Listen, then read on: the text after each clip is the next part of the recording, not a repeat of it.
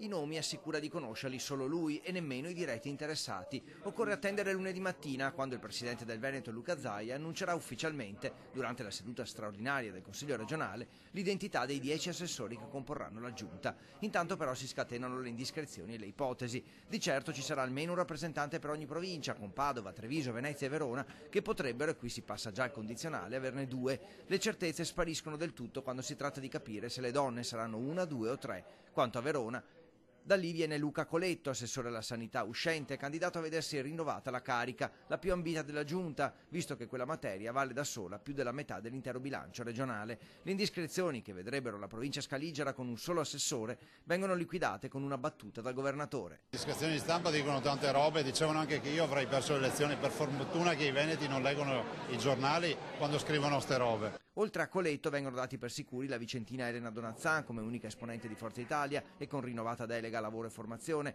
il trevigiano Federico Caner come assessore esterno alla giunta, per lui si parla di bilancio, il bellunese Giampaolo Bottacin, già presidente della provincia di Montagna, l'ex sindaco di Jesolo Francesco Calzavara per Venezia, il padovano Roberto Marcato che dovrebbe lasciare la presidenza del Consiglio Comunale. A completare la copertura del territorio il sindaco leghista di Stienta, Cristiano Corazzari, che nel 2014 aveva strappato il comune polesano al centro-sinistra per la prima volta dal dopoguerra. Era già in Consiglio regionale da 4 anni.